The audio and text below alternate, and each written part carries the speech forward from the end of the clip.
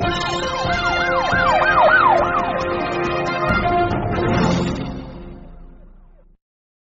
everybody. Welcome. My name is John Marx. I am the Executive Director of the Law Enforcement Survival Institute and the editor of copsalive.com. I want to thank you for being here with us today. This is our online wellness forum designed specifically for law enforcement and other emergency responders and our family members. We've assembled a panel of experts that we think will be able to contribute great information to you. Before I forget, I want to thank our panelists for donating their time to be here. I want to thank all of the guests that have taken their time to be here live. We will replay this later on our YouTube channel so anybody can watch. I want to make a couple of general statements. First of all, you know, the panel, all of us are focused on wellness in general. And I just want to remind everyone that practices that are good for wellness every day are even more important in the middle of a pandemic. So we may address some specific issues to the COVID-19 pandemic, but keep in mind, we're going to be talking about wellness in general. If you've ever read my book or heard any of my classes, I talk about comprehensive wealth. Wealth. That's what I want, comprehensive wealth. I talk about comprehensive health and the need for being well balanced, not just physical fitness, but mental, emotional, and spiritual fitness. You'll see from our panel that we have all of those represented here. And we're trying to do our best to help you as best we can in these really difficult times. To get us kicked off, we have, I have asked a moderator to be here to help us. So I would like to introduce our moderator to you. Her name is Christie Ward. Christie is a certified speaking professional, which is the speaking industry's international measure of professional platform skills. Christie is a nationally acclaimed leadership and communications expert known for high content and high energy workshops and keynotes that get results.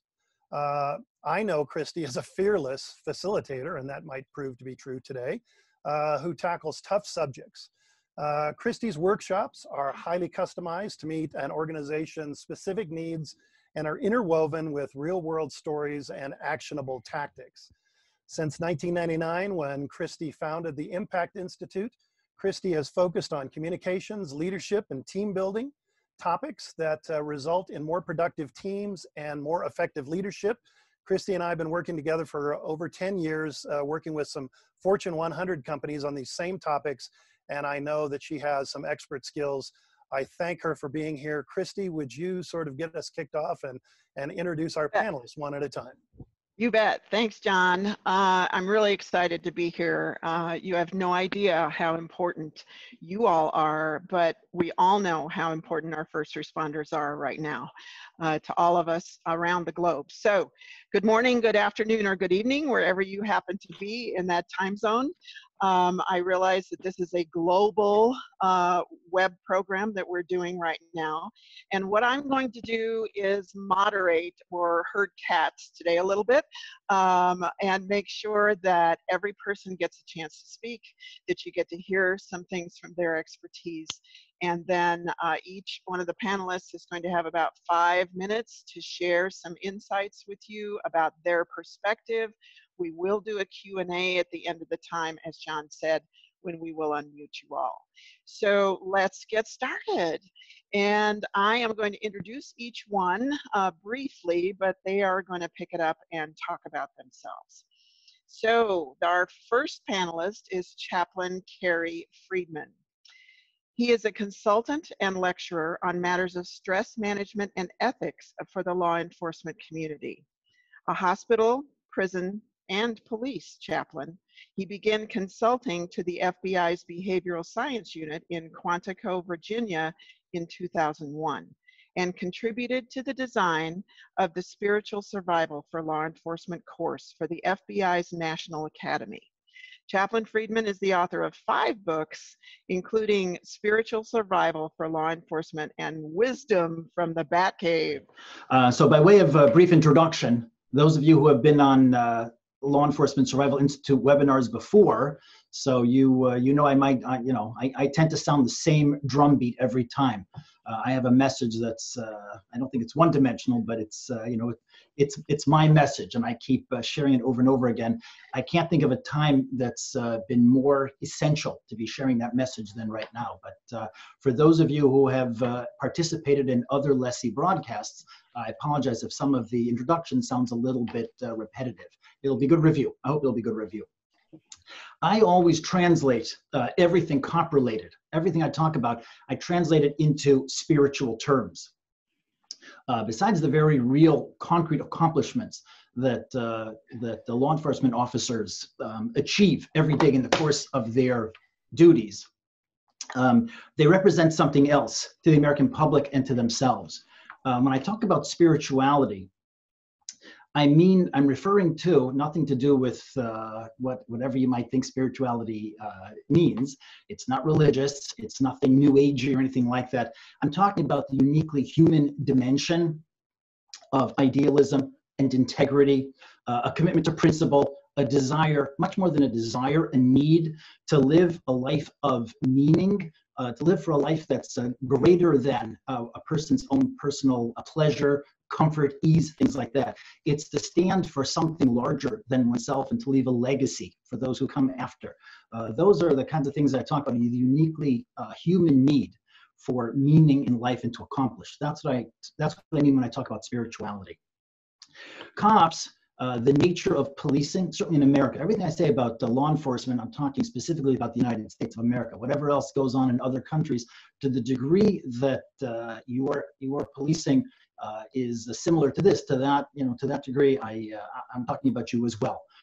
But I'm talking about specifically that cops represent uniquely the American way of life. Our country, with its commitment, its constitutional system of protections and safeguards that temper the harshness of the law and ensure that tyranny, the kind of stuff that they left behind in the old world, would never exist in the United States of America. At their absolute best, cops represent the Constitution come to life. The Constitution and the restrained exercise of law and authority. That's a very balanced, nuanced place to be, to exercise the law and yet to do it with compassion, with humanity. Cops manage to do that every day, astonishingly. At their absolute best, cops represent just that. They represent for the American public and for themselves strength and resolve and courage and moral courage, the willingness, the ability to stand up against evil and chaos and prevail. So when I talk about that, I translate everything cop-related into spiritual terms. I'm talking about looking at the kind of things that we take for granted when we think about policing and understanding it anew, not in terms of the mechanical performance or the discharge of responsibilities, but thinking on the level of idealism, integrity, meaning. When we think about the Constitution and things like that, how does the American public, how do we look, how do we see the actions, how do we interpret the actions and understand them, take comfort from and take inspiration from the actions of those police officers?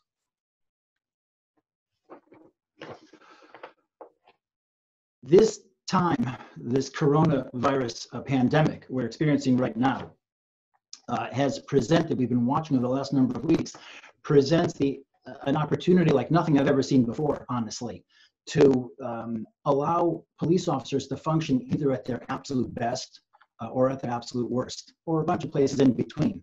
But we see people really playing way up high, or unfortunately sometimes not managing to, not doing what they could or should be doing. I think we're in the middle right now. Our society is realizing what and who really matters.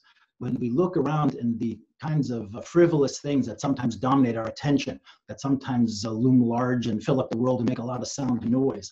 So we realize that a lot of that can be pretty fluffy.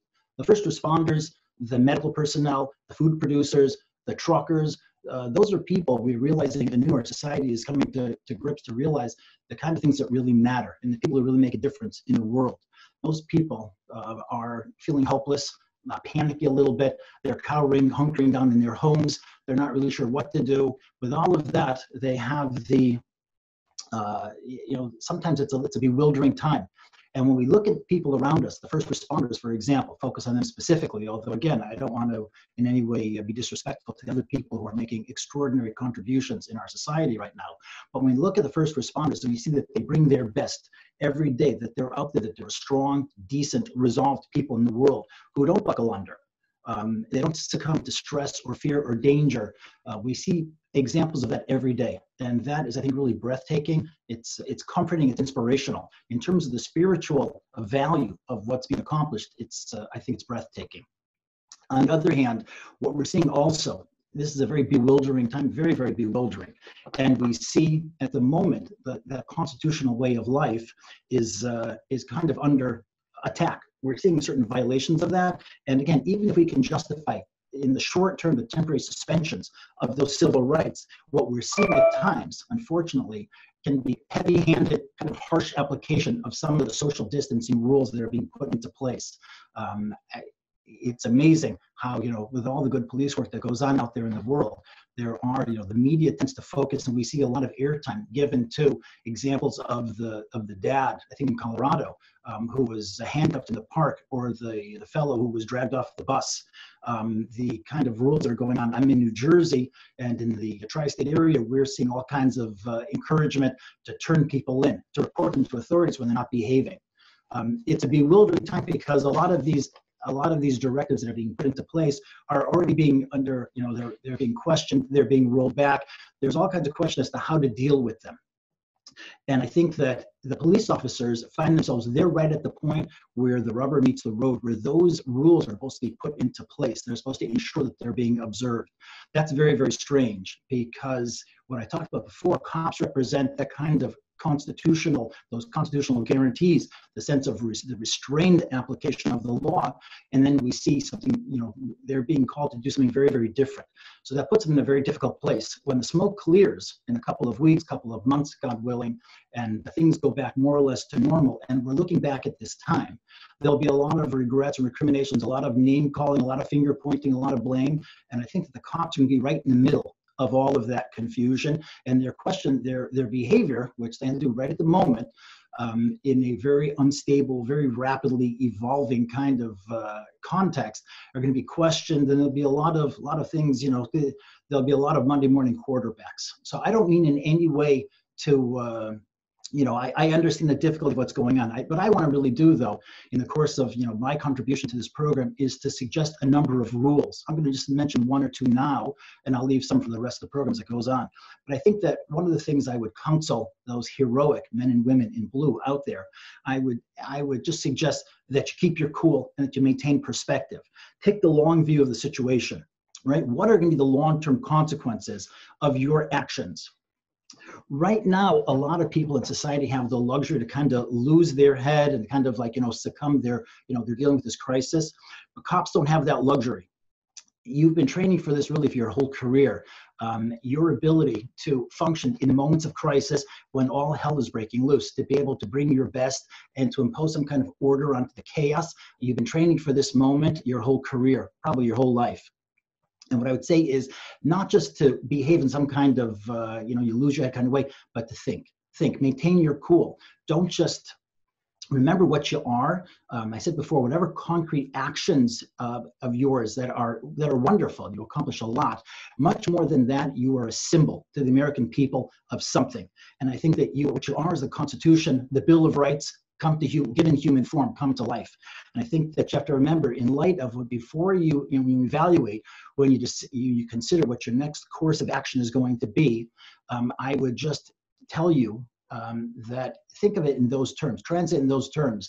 What does the American public see in the way that you conduct yourself? I think that's a very important idea. Something else is the most powerful tool in your arsenal is your ability to use discretion. There's an old saying that the difference between a good cop and a great cop is discretion.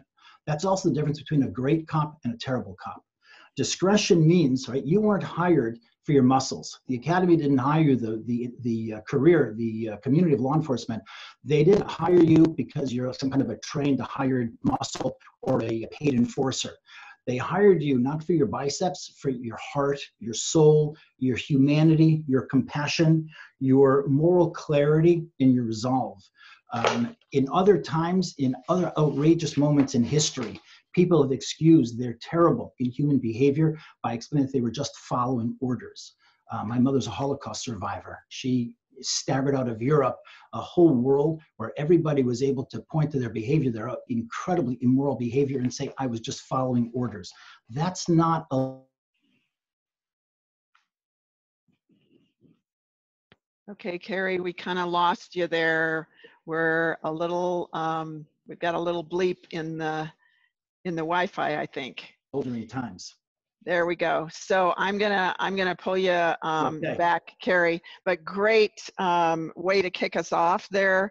You know, you said a couple of things that that really resonated with me. That our police officers are there to assure tyranny is not part of the U.S. and being very mindful about that. And your definition of spirituality is fabulous. So thank you so much for that insight. All right, I'm going to move right along here and introduce our next panelist, who is Mordecai Dzikansky. He is the author of The Terrorist Suicide Bombings, Attack, Interdiction, Mitigation, and Response, and Terrorist Cop, the NYPD. He is an NYPD intelligence detective, first grade, retired, by the way. He's a Jewish cop who traveled the world to stop terrorists. He worked at Ground Zero following the attacks of September 11th, 2001, and from 2003 to 2008 was posted in Israel as the first NYPD Intelligence Division Overseas Liaison. Big job, Mordecai. His focus was intelligence gathering and the relay of key information back to New York City to enhance the department's ability to recognize, react to, and prevent or recover from terrorist acts. Great afternoon. Thank you for everybody who's shared. It's a tough time. Of course, this is a different time. Listen, I love generic policing and I miss it. And back in the day, from 1983 till 2009, 10, 2001, you know, the regular police work never affected me whatsoever,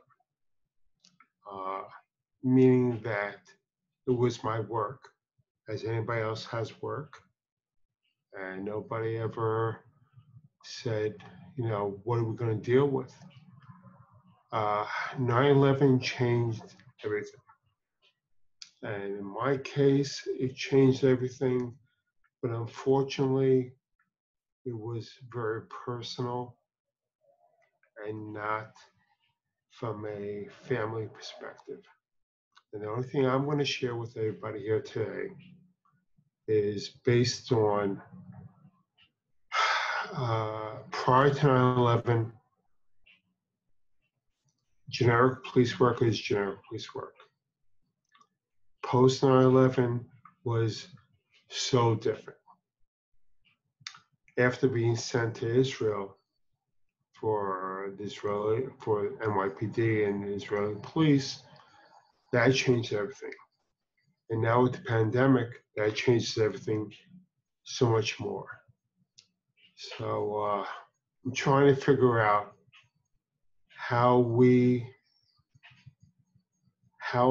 forget about myself, but how our families deal with us dealing with what's going on. And that's what I want to contribute to today. No, not more. Listen, I personally feel I'm broken, but I'm doing well. But how we help our families understand what we're dealing with. So that's I hope my contribution today. Thanks. Okay, and what a great background you have and insight to share with us for sure. So let me move to our next panelist, who is Sergeant Clarke Paris, who is retired from the Las Vegas Metropolitan Police Department. Clarke is a 27-year veteran of the LVMPD. Clarke is the creator and producer of the award-winning documentary film on police suicide and stress, The Pain Behind the Badge, and the author of My Life for Your Life, a book on the same subject matter. He also authored a children's book, bless you for that, Clarke, called Daddy, I Worry About You, one of the few books for first responders children. Clarke has presented his seminar, Winning the Battle, 900 plus times to more than 100,000 first responders worldwide. So Clarke, I know that you have some more insights to share with us, so go ahead and take the floor. Good morning. You know what? My wife wasn't mentioned because we didn't know she was going to be here, but my wife, Tracie, we've done the 900 seminars together, so she speaks, I guess, to the significant others of first responders. So she's going to be doing this with me. That's why she's sitting here. Hi. Yeah, I'm gonna introduce Tracie as well. When you're done talking, Clarke. Okay. So go ahead. Okay. Well, good morning. You know, I want to talk about. I guess we focus a little more on the specific being of the cops versus what they're doing in the field, and that I think it's easy because we talk to a lot of people. Right now we're not because everything's canceled, but it's easy for us to think that we're alone or is this my fault? And this is one situation in my life that it's everybody. If your credit's taking a hit, your health's taking a hit, your well-being's taking a hit, that's everybody. It's nothing anybody did. Well, oftentimes we can say this is my fault, I was irresponsible. That's not the case. As far as being home alone or being home with family, I think it's no different than what we talk about in our seminar, that you have to make yourself a priority. You have to make your friends a priority, your family a priority, and take care of you and your family. There's light at the end of the tunnel, which when we get into certain situations that maybe are stressful or we don't know how to handle them, it can be overwhelming. And we lose sight of that. We lose sight of the fact that this is temporary and this can be fixed. I think that's what we want to focus on, at least Tracie and I, is saying that, look, it's temporary. No matter how bad you think it is right now, it's going to end.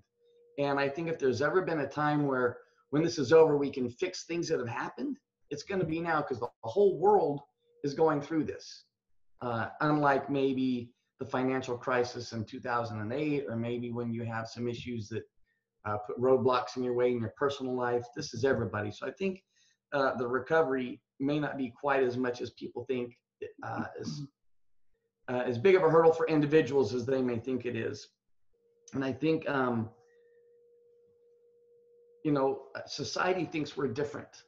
They think cops are different. And a lot of cops do to some degree, at least maybe in the first part of their career. But what we realize is we're not.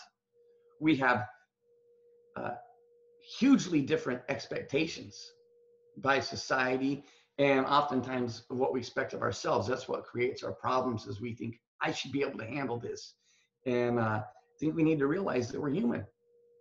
And if you say, look, I'm not okay with this and I'm struggling, well, like we always say, it's okay to not be okay. It's okay. Just do what you got to do, deal with it, ask questions, get help, lean on people, go to your friends, your family, the professionals, your pastor, your chaplains, whoever you have to go to for help. It's okay. If you say, look, I'm not doing good with this, then you don't have to do it alone. I think if you said, what's the one big thing you want to stress here, Clarke, I would say is don't think you have to do it alone, and don't think you have to do it alone because you're a police officer, which is what we do. You know, I think when they go out in the field, and again, a lot of people, they're home. They get to go home and they quarantine themselves, which is stressful. But I don't know which is more stressful, being quarantined and not being able to do anything, or saying you have to go to work today and you have to deal with those people who have it or don't have it. And sometimes cops feel like nobody even cares, no one appreciates it, but they do. I think our society is grateful for our cops, but it can be challenging to practice social distancing and learn this new culture that we're in. It's even more difficult when you have to deal with the public and sometimes actually go hands-on and then wonder, now do I have it? Did I get it because I got in that fight today? Now am I going to give it to my spouse or my kids? So these are some of the stressors that I think exist for first responders.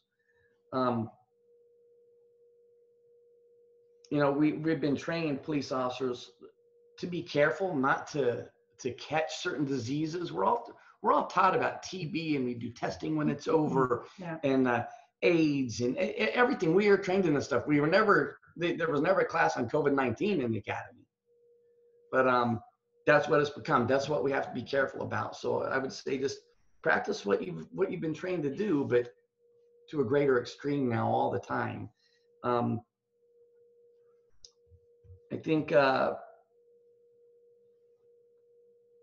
I think maybe, you know, I am so glad that our medical personnel are getting recognized, because in 30 years, I don't know if anyone's ever told my wife in a big setting, thank you for what you do. They always say it to the police and fire. Now they're saying it to the nurses, and I'm glad. And I can tell you, I stress a little bit knowing she's dealing with this at the hospital every day, and she gets home at midnight and then gets back up at 3 a.m. to go to work again. But our kids worry. It doesn't matter that I'm a police officer or that they're a teacher or what they do. They worry, but she's going to the hospital. So we all just have to lean on each other. And I don't want to say that cops or first responders are like kids, but oftentimes in our seminar, I say, what would I say if this were my kids? And that's what we do with our children. Say she's going to be okay. She has the protection. We know if, you know, what the signs are, and she's a healthy person. Just focus on all the good things. Do everything you can to keep from getting it. She still has to do her job. And then we move forward. I just want to close with, remember, make your friends, you make yourself, your friends, and your family a priority. That's what, how do you get through this? That's how you do it. And that's who you have to lean on. If you have to lean on professionals, then you do it. Trust me, the folks who help us, the counselors, the therapists, the chaplains, they're waiting. That's what they are there for. We stress that, but cops just, they have that wall. They don't want to do it. And sometimes they wait until this becomes a huge monster, and then it's hard to fix. So I would say, don't wait till it becomes a huge monster. If you need help, get it. Exercise, eat healthy, take advantage of this downtime. If you got stuff to do, this is a great time to do it, because I think everybody says, I just don't have time. We do now. Start painting. That's what she has us doing, is painting the house. That's why my hands are white. And remember, there's light at the end of the tunnel. Yeah. It's temporary. It's going to pass, and we'll talk about this in the future. And when we say remember when. Yeah. Yeah, thanks so much, Clarke. And Tracie, I'm going to just do a quick little bio for you as well, so folks know what a great contributor you are. You are an RN and a BSN, Bachelor of Science in Nursing. Tracie has been a registered nurse for 35 years. She's worked as a trauma ER nurse, outpatient surgery, charge nurse, and in 2006, she was honored as Nurse of the Year. No surprise there. Clarke and Tracie have traveled the nation presenting the pain behind the badge to thousands of police officers, military personnel, and their spouses. Clarke and Tracie were involved in recovery and training of personnel assigned to the VA Tech Police Department after the 33 student massacre, as well as the Lakewood Police Department right here in Colorado after that agency's 4 officers were murdered as they sat in a coffee shop in November 2009. So Tracie, you've been on the front line, so give us some insight about that, and you still are. I just want to say that was Lakewood, Washington, just for clarification. It was the Lakewood PD in Washington State. Just okay, I apologize. We have a Lakewood okay. Here in Colorado too. Okay, go. Right. We've been there also. Been to Lakewood PD in Colorado too. Yeah. Well, thanks for having me. I certainly wasn't planning on doing this, but it kind of worked out that I could be here. But it is different for me. I'm a nurse, and so I know this isn't about nursing. It's about police officers and what they're dealing with. It definitely is changed in my world. We are definitely working different hours, screening, protecting. It's kind of crazy in where I am at. We have had deaths. We've had new cases every day. We are doing what we can do to protect ourselves, save lives, screen people before they come into our hospital. But it's okay. We are not one of the hot spots like you might be back east, which I know is crazier than what we're even dealing with at this point. And I commend everybody back east that they are working diligently and hard and ridiculously crazy hours with that. As far as like the police world and how they're dealing with it, and how I feel that maybe as a spouse they should look at it, is what I am kind of thinking. I know that the police officers out there are doing what they do every day, all day. There's nothing that's changed for them. What I can say from a perspective of the medical field is make sure you wear that protection. Don't take for granted that you're always going to be protected if you don't have that mask on right, or wear gloves when you can. And another thing is, if you are exposed to this COVID-19, from my perspective, is make sure that you listen to your body, because you have to, if you start having those symptoms of COVID-19, which are, I don't know if they are telling you out there, if you start feeling a sore throat, body aches, a fever, a cough, congestion, or anything like that, the sooner you get in and get that tested or find out if you do have it, the better. Obviously, don't wait. Don't think that you just have a cold, or that it's just something that's not the COVID-19, because it's very highly infectious. Don't forget that. So just listen to your body, get a lot of rest, do what you've normally done. I don't know that we have looked at this as a negative. Like Clarke said, we actually are home more, and I'm hoping that the police officers, they're home more with their families as well. I know, they're working. but I'm just saying, when they come home, people are home. They get to see their families a little bit more often. We obviously are seeing our son more because he's not going to school and doing everything. Yeah, or with his girlfriend. There you go. But I'm just saying, take advantage of that time that your family is home when you do come home from work. And you do that with me. Like, I have been working every day. Things haven't truly changed that much for me. I feel like the world outside of that, of my world, is changed. I know cops are going to work every day like I'm going to work every day. When people say, oh, how has it been for you? Well, for me, it really hasn't changed that much, except that Clarke is home more. And so I'm feeling that maybe the police officers think a little bit like me, where I'm still getting up, going to work every day. I'm still doing everything that I normally did before. And so in my world, it hasn't changed that much, which is probably good. You know what I'm saying? So maybe they're not feeling the stress as what other people are feeling, because I'm grateful that I can get up and go to work every day. I'm grateful that I'm still able to do my part. I am hoping that with this COVID-19, in a kind of an opposite way, is that it might be taking the focus off of the police officers, and, you know, because it seems like they were just, there's no bad news. Yeah, like they were just trying to beat these officers up, and that they were finding everything possible that they could do to make them look bad. Well, now they're focused on something else. So I'm hoping that our police officers are getting a little bit of a break from the media. The breathe, for sure. You know, with that going on. Are they working harder? Yes. Are they being exposed? Yes. There's no doubt about that, because the homeless population, at least in our world, it's rampant out here. So you have to be careful. But anyways, I'm thinking that life has changed a little bit for them, but they're still going to work every day like me. And I'm grateful for that. I'm grateful that they are putting themselves in harm's way as well. And I am so honored that I'm part of that world. And I just can tell you, if I have any spouses or significant others listening to this, do what you always do. Do what I always tell in our seminar, is that you have to remember to make them a priority. You have to remember that they're out there still fighting every day to keep America safe, that they still are coming home, and you have to be able to be that support system, even though things might be a little more stressful at home for you. If you are that home front person doing homeschooling or taking care of everything else, you still have to remember that the police officers are going out there and firefighters, the first responders. I definitely want to add them as well, but just still support, still try to do that communication, talk, take care of one another, and you're going to get through this.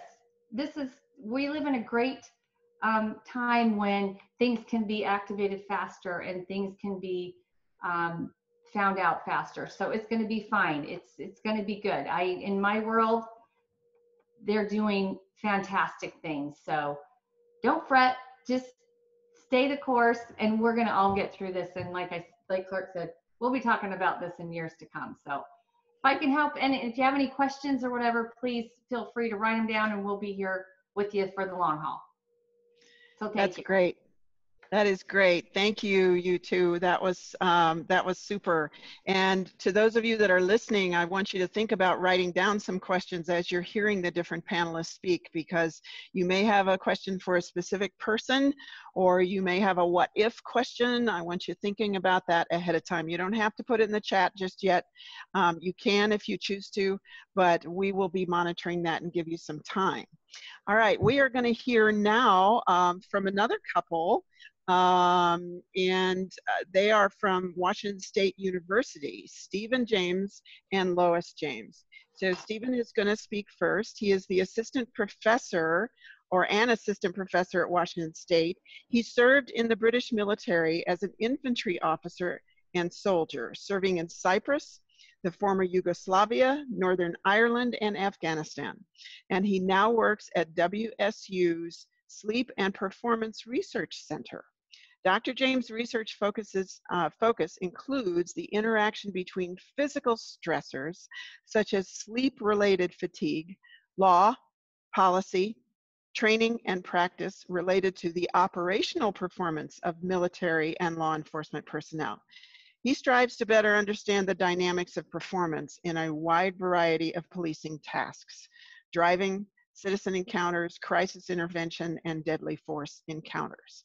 So, Stephen. Interestingly enough, on my operations room wall in Afghanistan, one of the largest things that we posted on our ops wall was Maslow's hierarchy of needs, with a giant circle around the bottom two tiers. And that was to remind myself and my soldiers that the people that were out there to support are really focusing on those basic needs of surviving day to day. I was working in the Helmand province with the counter-narcotics Kandak, so I was embedded, my platoon of Rangers were embedded with a company of Afghan soldiers taking poppy fields away from the Taliban. But the idea was that we were there to support the people of Afghanistan, and we can't get into issues of self-actualization and so on when these individuals are worrying about surviving through the day.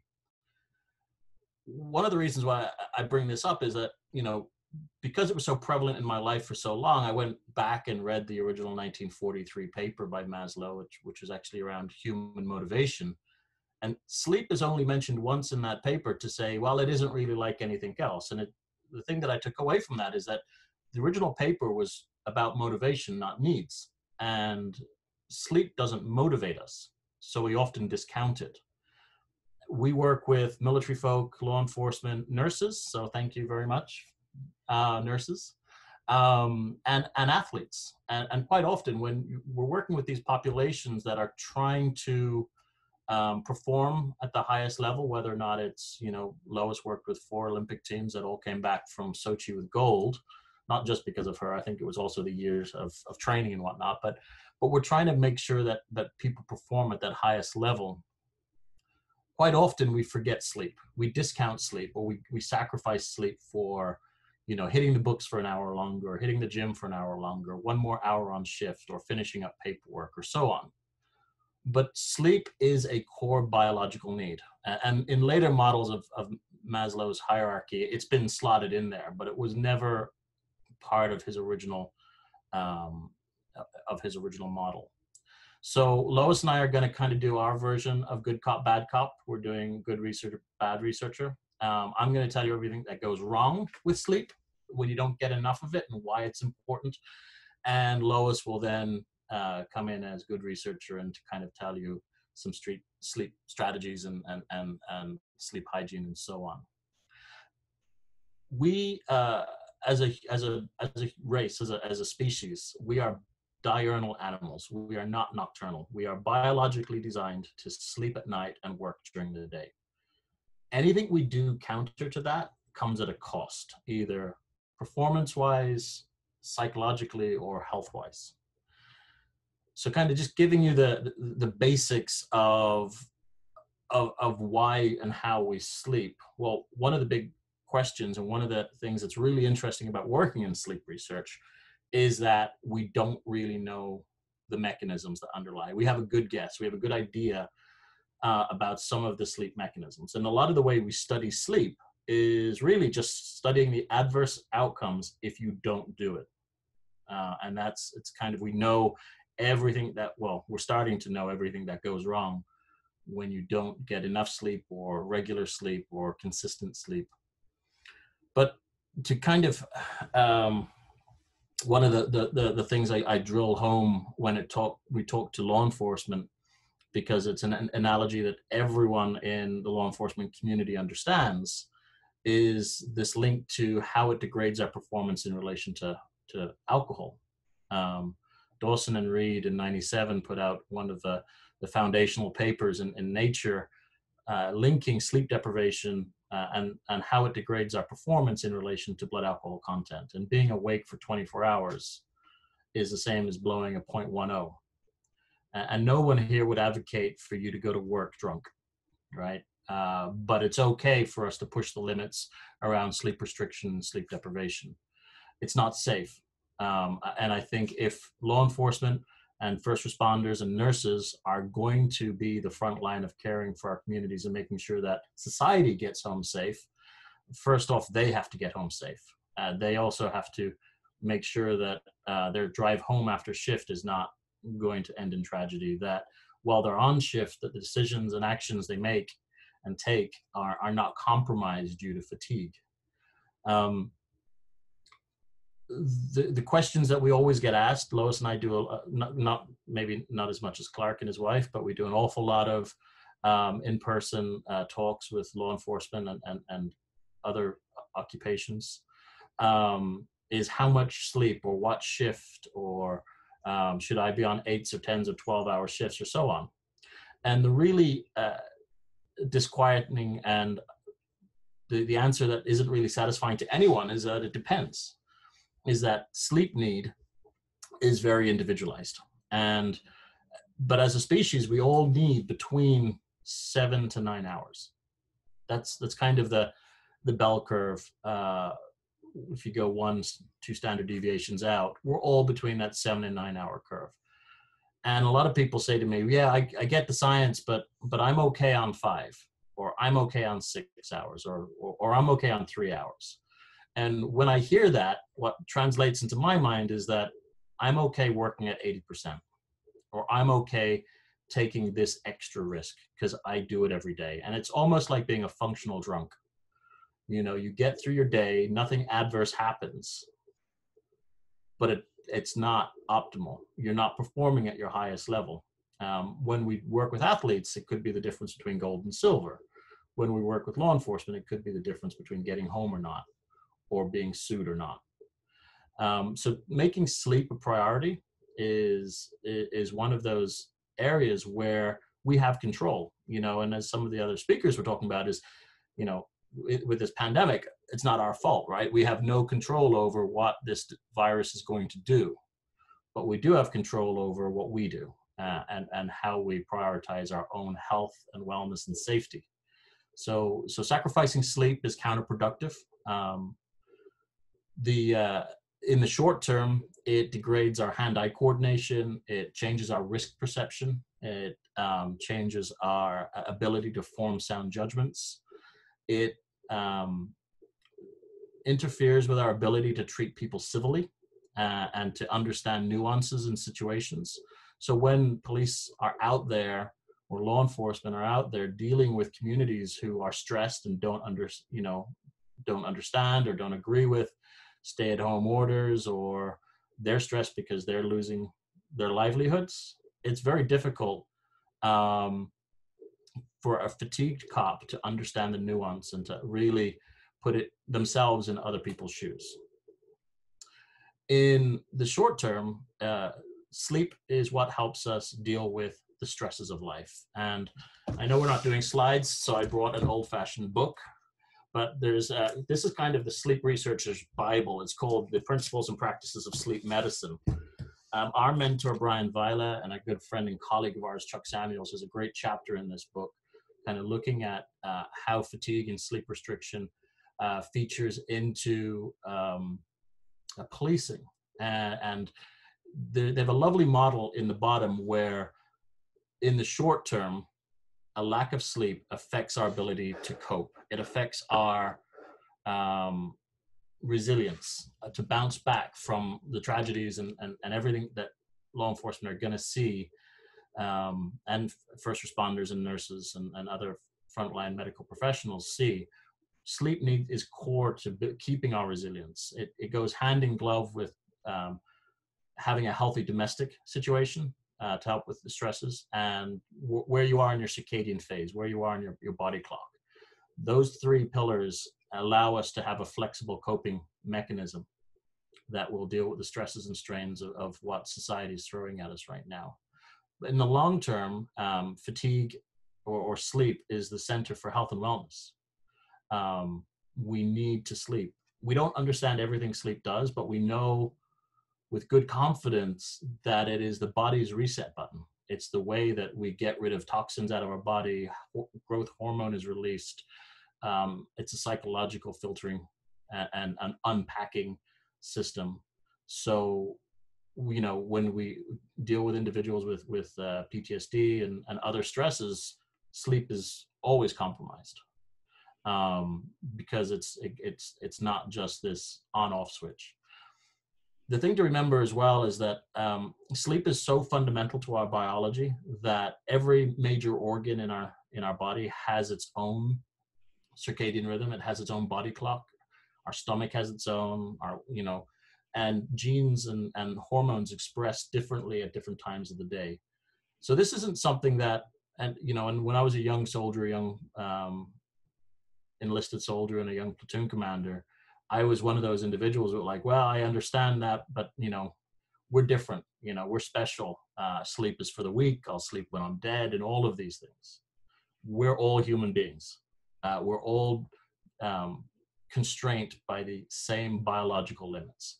There are people who are slightly better at tolerating less sleep, and my wife and I are good examples. She is a long sleeper. I'm a short sleeper. But what we mean by that is that she needs 8 to 9, whereas I need 7 to 8. That's really the limit of functionality. There are differences in morningness and eveningness, right? Some people are truly larks and some are truly owls. And there's also differences in our ability to bounce back from disruption to our regular sleep cycles. Some people can cope with it better than others. But at the end of the day, we are all driven to sleep at night and be awake during the day. It's even more important in a time when society and families are stressed, because sleep is one of the ways that we cope with stress, and it allows us to put things into perspective. Without sleep, we're more fearful, we're more anxious. We can't see the nuance in the situations that are facing us. In the long term, not taking sleep seriously has horrible physical consequences for us. Myself and a few colleagues put out a review paper last year or 2 years ago that even scared me when I was doing the research behind it, because shift work, short sleep, and restricted sleep significantly increases our increases our risk of metabolic disorder, diabetes, cancers, cardiovascular issues, and psychological health. And that's probably right now one of the issues that is most pressing in this time of social isolation and increased stress and workload, especially for first responders who are dealing with the abnormal. And I understand, especially in New York City, a lot of NYPD are not going home to their families. They're going to hotels. They're going, so they're socially isolated, not sleeping well, and dealing with the abnormal. Without sleep, the chances of that turning into another tragedy is even higher.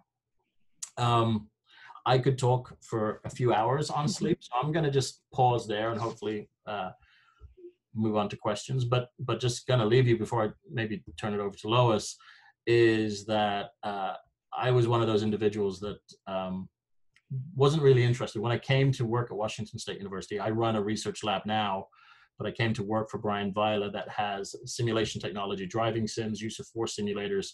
And I was interested in the performance side of things. I was interested in testing how we support performance for the Department of Defense, for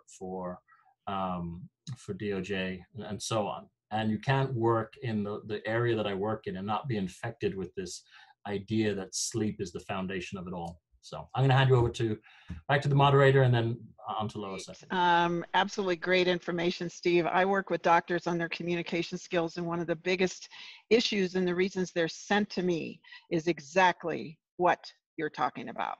So I think sometimes, you know, our first responders, whether medical, law enforcement, military, in that arena, sometimes think that they can do without. And I don't know about you, but I don't want a surgeon working on me that's been up for 2 shifts. All right, I'm going to introduce you to Lois now. Lois is also a Ph.D. assistant professor at Washington State University. She is core faculty for the WSU Sleep and Performance Research Center, where she focuses on the relationship between sleep, health, and performance in elite populations like nurses, combat medics, military personnel, police officers, and top-tier athletes.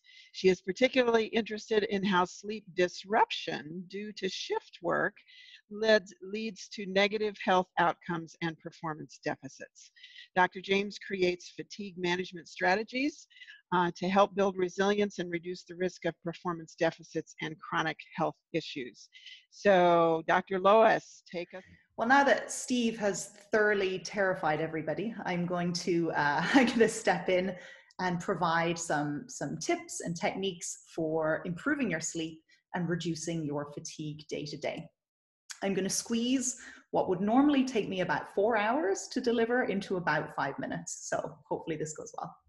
So the 2 main things I'm going to talk about now are the principles of sleep hygiene and fatigue countermeasures. So sleep hygiene, the idea of sleep hygiene are ways in which you can create sleep habits and create a sleep environment that basically allow you to get the best quality sleep possible and make the most of your sleep opportunity. The principles of fatigue countermeasures are, you know, a lot of shift workers, for example, a lot of professional groups are simply really going to struggle to get enough sleep. So what they're going to have to do at some points are figure out ways that they can just get that Band-Aid on, get over that hump, get over that curve, and just feel a little bit better in the moment, ways to promote their alertness in the moment. So thinking about sleep hygiene, a couple of things that are really important for making the most of your sleep opportunity. One, and these are really, really simple, and these might be things that you've already heard, they might be things that are extremely intuitive, or they might be things that you've just never thought about. One is making sure that your bedroom or your sleeping area is cool, dark, and quiet. When we sleep, our body temperature drops. So you want to have your bedroom at a slightly cooler temperature than you think you need, because if it's not, if it's warmer, your body temperature will be too high and it'll be quite difficult to maintain good sleep throughout the night. So think about having your bedroom be quite cool. And then of course, dark and quiet is particularly important. For shift workers, of course, that can be extremely challenging, but not impossible. So any night shift worker, it's absolutely essential that you invest in some good blackout blinds. If you can't kind of really quieten your home environment because of family or a living partner or whatever else, consider earplugs or white noise or just something that can help kind of neutralize that noise for you. Other things that are really important for sleep hygiene, limiting technology before you want to go to sleep. That's important for 2 reasons. One is because of the light, of course, that's emitted from our devices. is extremely high. So I would urge everybody to enable, if you have a smartphone of any kind or a smart device of any kind, to enable night shift mode, which changes the light level after a certain point that you can specify. But then the other thing that's really tricky about devices and about technology is that they can be quite stimulating, and also they can suck us in. I'm sure everybody here has had the experience of being on Facebook or Instagram or some social media site, and you're just scrolling and it's mindless. That's not really conducive. That state of mind, that loop, is not really conducive to being able to fall asleep and get good quality sleep. I see a lot of people, I hear a lot of people who will wake up in the middle of the night and they'll reach for their phone and they'll start scrolling. It's not good for getting yourself back to sleep. So really try and limit your technology before you want to fall asleep, and then definitely, throughout the night. Other things that are important are limiting caffeine, alcohol, and tobacco before you want to sleep. Alcohol is kind of an interesting one because of the way that it works. It's a stimulant and then a sedative and then a stimulant again. So it can be quite useful in getting you to sleep, but it's really bad at keeping you asleep. So just be mindful of that. Caffeine and tobacco, of course, being stimulants, you definitely want to limit those a good 6 hours or so before you fall asleep. Hopefully, cutting out tobacco altogether, but that's a different topic that I won't get into right now. Other things that are important, try to avoid heavy training right before bed, because of course heavy training is going to raise your body temperature, and that's not going to be conducive to getting good sleep. On the flip side, training to wake up can be very effective, because that's a good way of raising your core body temperature and making you more alert. Other great ways of waking up, light boxes that were developed originally for seasonal affective disorder are very useful for having an alerting effect that can really help you kind of get up and go in the morning, or if you're a night shift worker, whatever point you're waking up and wanting to be alert. So those, there are plenty more, of course, but those are some of the main principles of sleep hygiene. Fatigue countermeasures, then, when we create these plans for shift workers or for athletes, the countermeasures usually focus around several things. One is caffeine management. Another is strategic napping. A third is light therapy. And the fourth is melatonin. So most often, those four things make up the core of our fatigue management plans. Caffeine, of course, is an extremely important one. It's very effective for giving you a boost. Some things to consider: don't take caffeine and expect you're going to be awake right away. It does take a while to kick in. It's gonna take a good 40 minutes or so before you feel its full effects. The most effective way, hands down, the most effective way of dealing with fatigue is taking a nap, even a short nap. Because if you think about it, it's the only one that's really not, a true Band-Aid, because the best way to deal with fatigue is to get more sleep. So even a short nap, even if you want to take a nap for 20 minutes or so. On the topic of napping, I would advise that there are two types of nap that you can take. One is the short nap, not more than about 20 minutes. The other is when you nap basically for an entire sleep cycle, which lasts about an hour and a half, right? So you're either going to take a short nap of about 20 minutes or a full long nap of about an hour and a half. And the reason that I say that is because it won't guarantee it, but it will make you less likely to wake up from that nap right when you're in deep sleep, in that phase of your cycle. Because when you wake up from deep sleep, that's when you feel that sleep inertia, that grogginess, and you just feel awful, like you're being dragged up from the depths of hell, and you wonder why in the world you took a nap in the first place, because now you feel so much worse. So to try and avoid that, you want your short nap of about 20 minutes or a longer nap of about 90. On the topic of caffeine, be really careful to manage your addiction. Most of us have some kind of addiction to caffeine. So try to avoid having that tolerance kind of creep up and up and up, because then when you use it, it will actually be effective. Light avoidance and therapy is fantastic, and it's really easy. And sometimes, you're going to have to be a bit artificial about it. For example, with the light box, with avoiding light when you want to fall asleep, if it's right during the day, you're going to have to block it out in some way, either through dark glasses, as you're making your way home. Of course, you know, always be mindful that you don't want to be overly tired as you drive home. So if you are very tired as you drive home, don't wear dark glasses, because you might need that alerting effect of the sun to get you home. So light therapy and avoidance is particularly important. And melatonin, that's one that can be a little bit tricky for shift workers. It can be very effective. It's not something you want to be on long term, because the more you take it, the more your body limits its own production of it. But for example, if you're rotating from a one shift schedule to another shift schedule, and you use it, like, let's say once a month or so, it can be very effective for transitioning you over.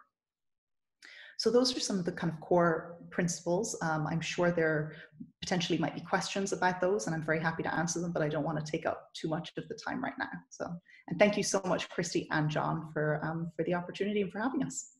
Absolutely. What a lot of great tips those were. And I think all of us learned a couple of things there. Simple rules, and like you said, Dr. James, but at the same time, important ones to remember, kind of like washing our hands, you know. It's the simple things that carry us through, and the simple things that give us the insights. So thank you so much for that. I am going to bring John on now to give us a little bit of insight. John Marx, who I have been working with, as he said earlier, for years, is Executive Director of the Law Enforcement Survival Institute and founder of CopsAlive.com. He's the author of the book, Armor Yourself, How to Survive a Career in Law Enforcement, which John has done. Today, John provides consulting, assessment, and training to law enforcement agencies and professionals who want to be their best through a focus on wellness and resilience. John believes that if we don't take care of our people, then we can't take care of the people. So to my colleague, John, I will pass this off to you and give us your insights, John. Thank you, Christie, and thanks to all of our other panelists, and special welcome to our guest from New Zealand, who I happen to see on the call.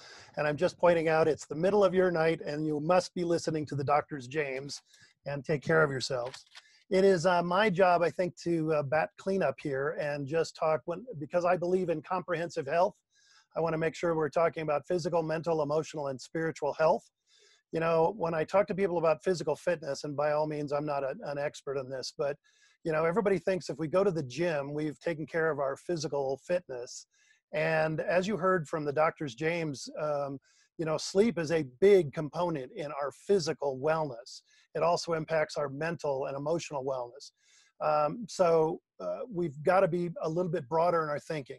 One of my good friends, Sergeant Mark St. Hilaire, who I think is on the call, he's retired from the Natick Police Department in Massachusetts, wrote an article on Cops Alive a number of years ago that was truly one of my favorite guest posts. He wrote it, and it called the Tactical Lunch Bag. And he was talking to us about not eating junk because so many of us eat packaged food and packaged junk. So he talked about, you know, pack a lunch. And I'm going to actually expand on that a little bit. I'll do show and tell today.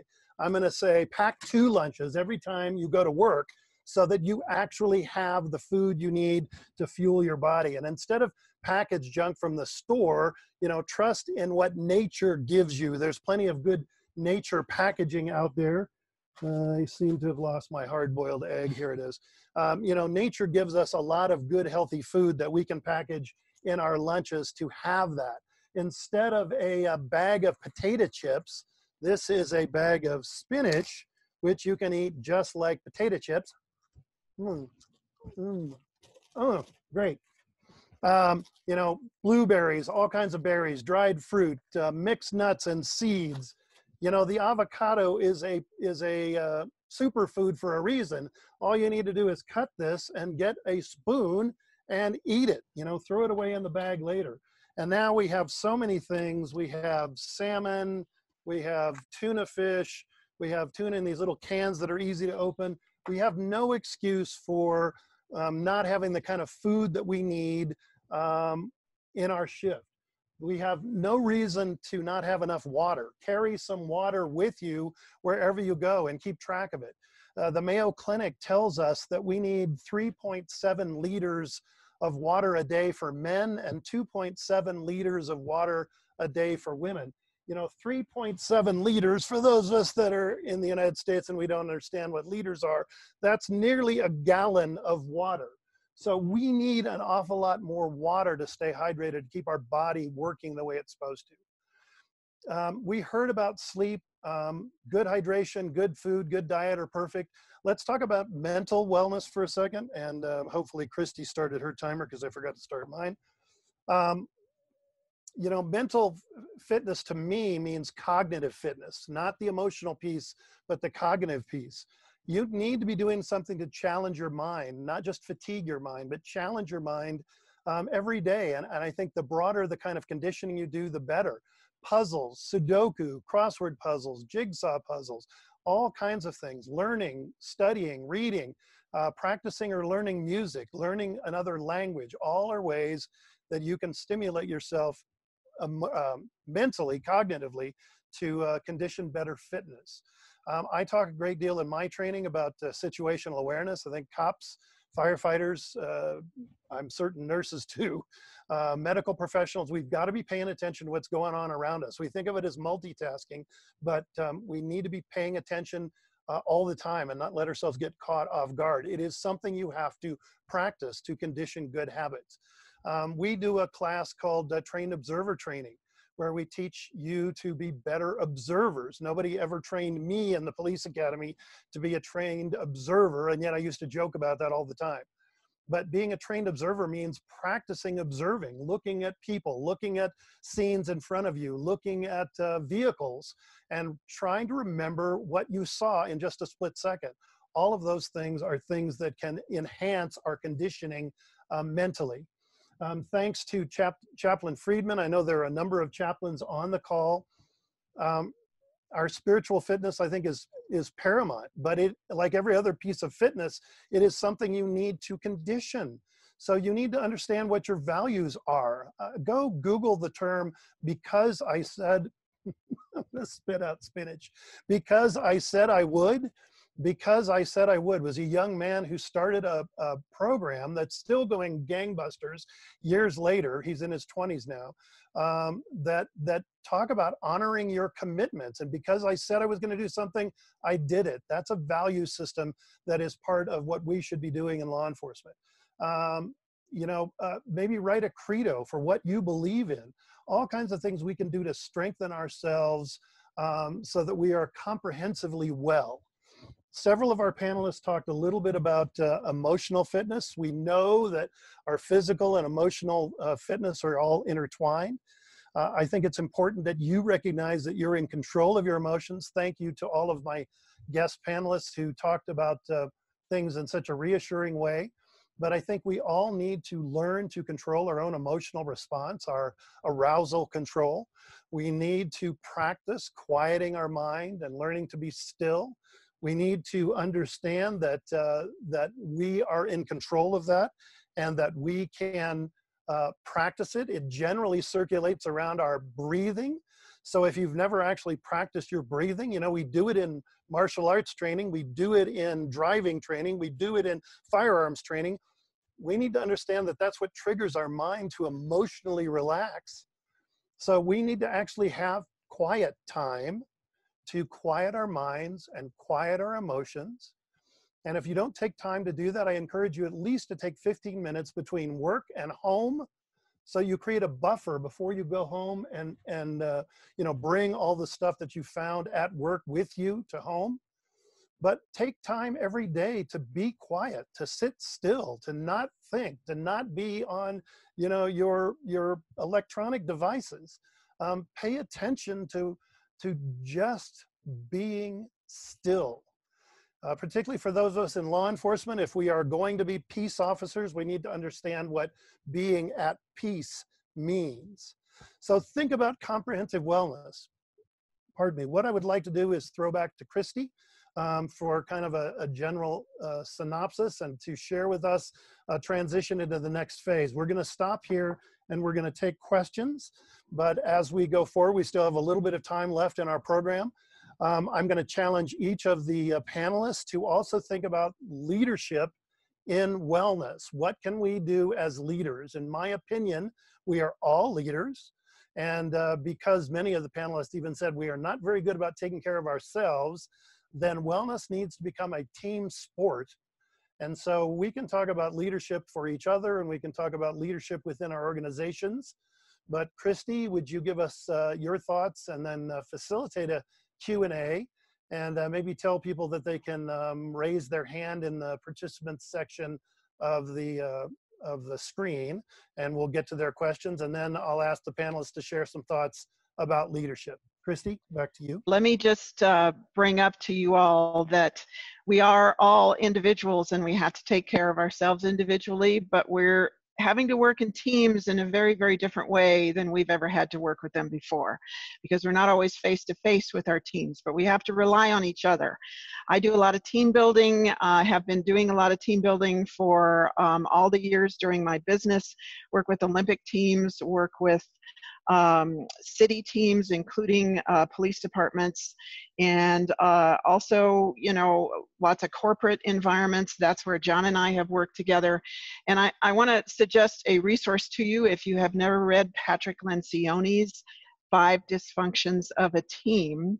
I am certified to do the positive spin on that program, which is called the 5 Behaviors of a Cohesive Team.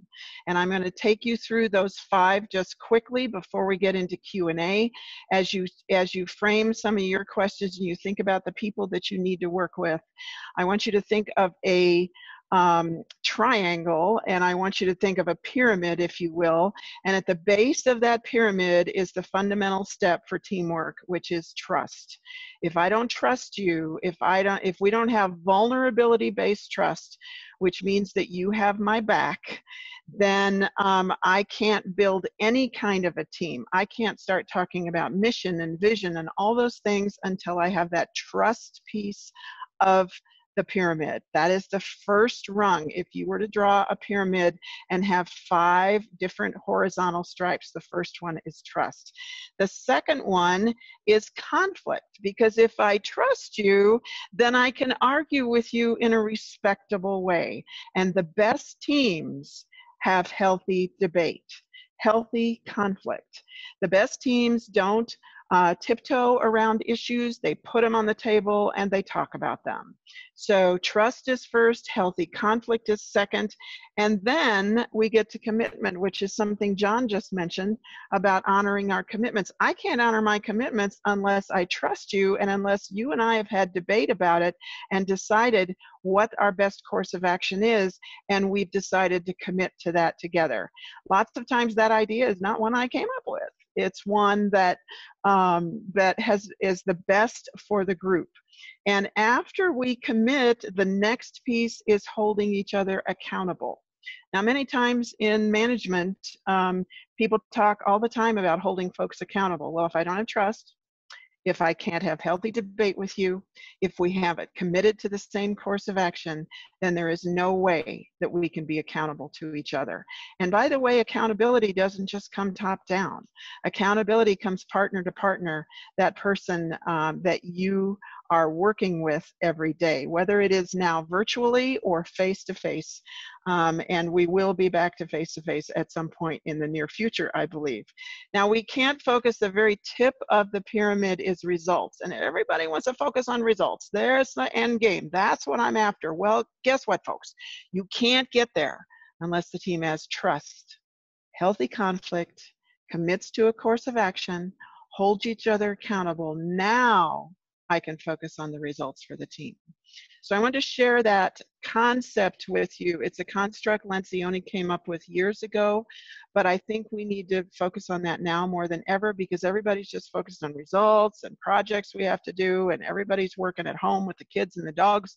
That's all fine, but unless I have trust as the base, and unless I can have a legitimate conflict with you, and we both come out with a commitment, then I can't even reach those results. So I want to share that thought with you as we move into some questions around some of this incredible content that you've received today. Let me kick off then. I received one by email yesterday from a friend of mine, Pat Monahan, who's retired from Milwaukee PD. They're having some challenges certainly right now with the COVID crisis. He asked if an officer would be spit on, and even if the spittle got into their mouth, could an alcohol mouthwash kill the virus? And then could you use hand sanitizer on your skin? I'm going to ask Tracie if she has any thoughts about that in just a second. I did a little bit of research and did find, I went to the Listerine website. Listerine's produced by Johnson & Johnson. They are very clear about the fact that they've not done enough research and had enough testing to figure out whether their mouthwash actually can work against the COVID-19 virus.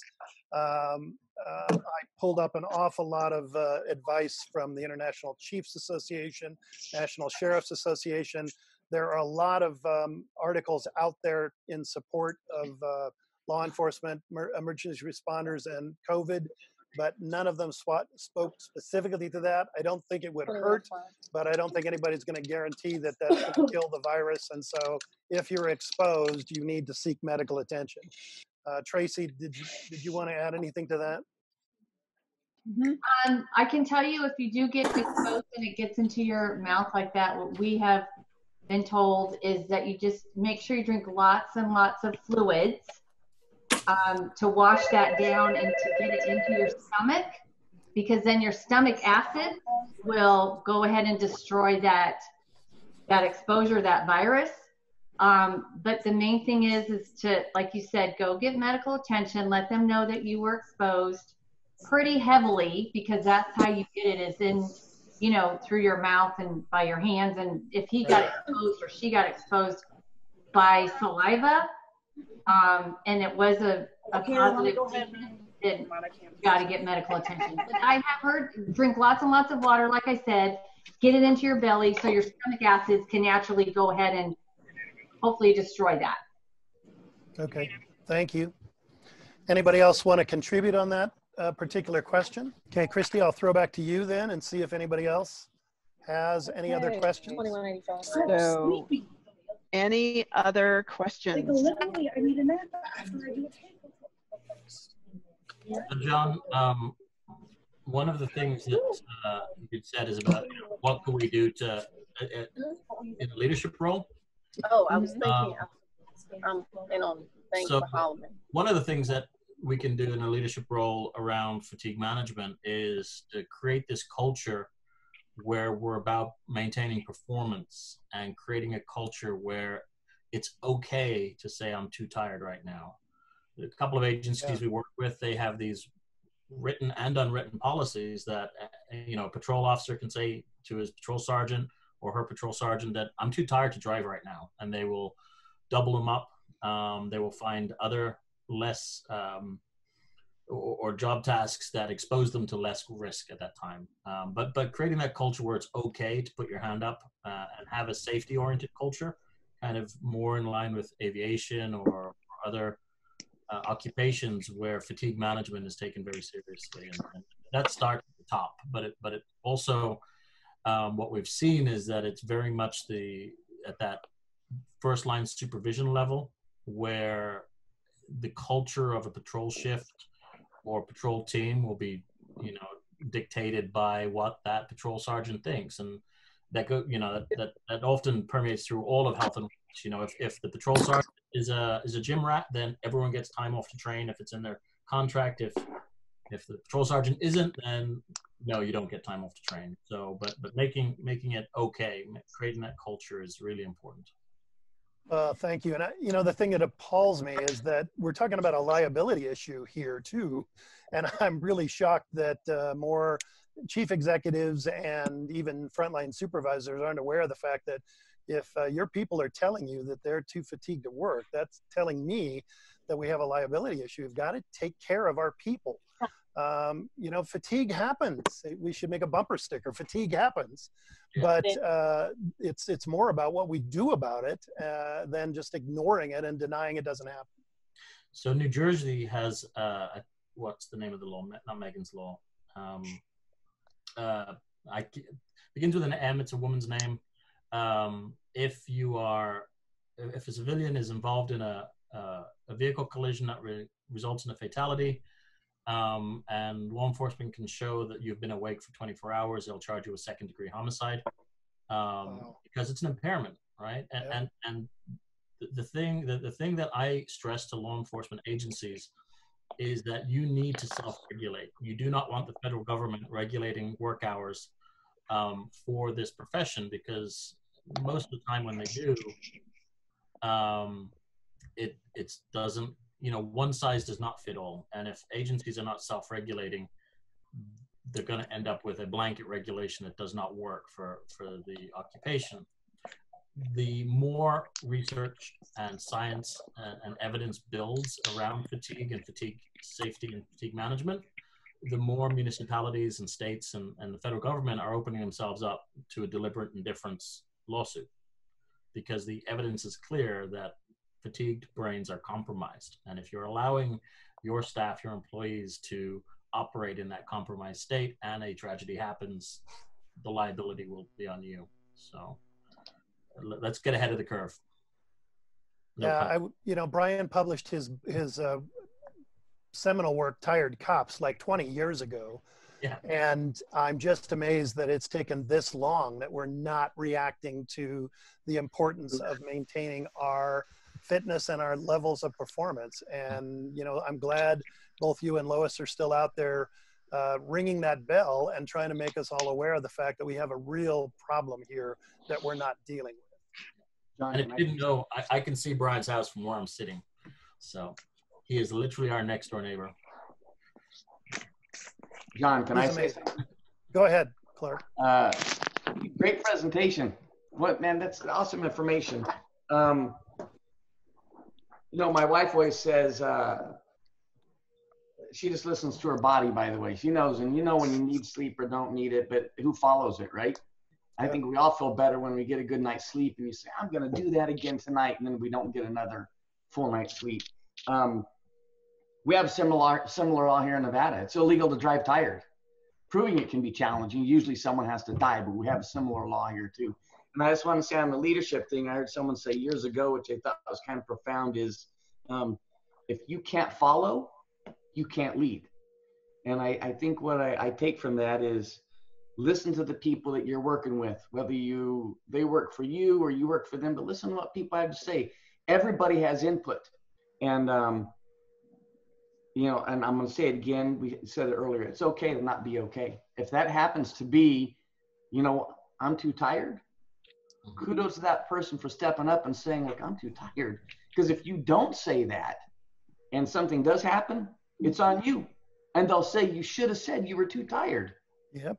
So great information, Steve. Appreciate it. And I just wanted to give my 2 cents there. And What's that?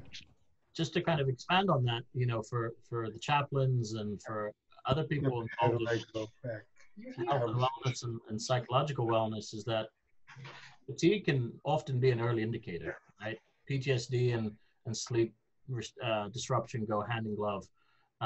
So if you are in a role in your agency where you're supporting the spiritual or mental health of your colleagues, fatigue can be one of those early open signs. We might not see excessive drinking or a risk-taking because it happens behind closed doors, but you can't hide fatigue. So maybe that's one of those early things that you just, earmark that colleague for a little extra time if you see that they're struggling with their sleep. Yep. I know I used to be the guy that did all the off-duty jobs. And I know that I push the envelope constantly. And, many supervisors don't focus on what their people are doing off duty. I've even heard people say, well, we can't control what they're doing off duty. Well, actually you can, particularly when it's being done in uniform and being paid for it. So we just need to be paying attention. I would like to throw back to all of our other panelists that have been quiet here for a while. Why don't we, I'm very conscious of the time, we're almost out of time, maybe 1 minute of closing thoughts, and I would like to share a challenge to our audience before we're done.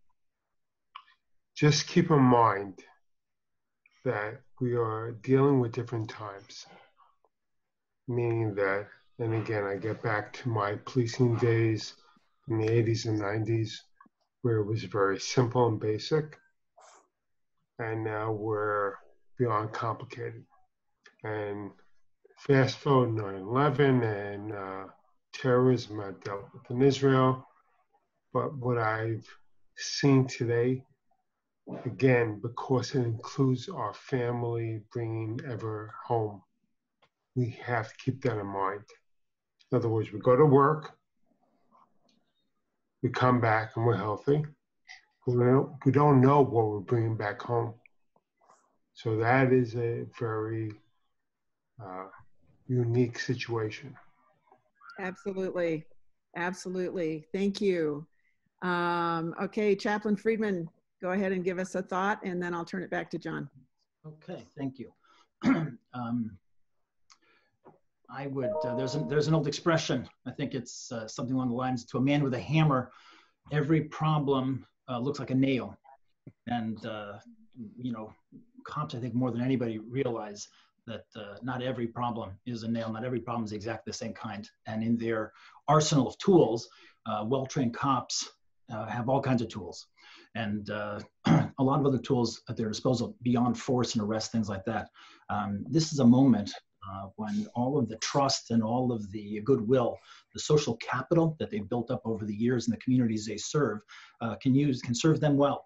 I imagine that's in place already, and to recognize that what's being called, the tools that they can exercise at this moment are the kind of moral,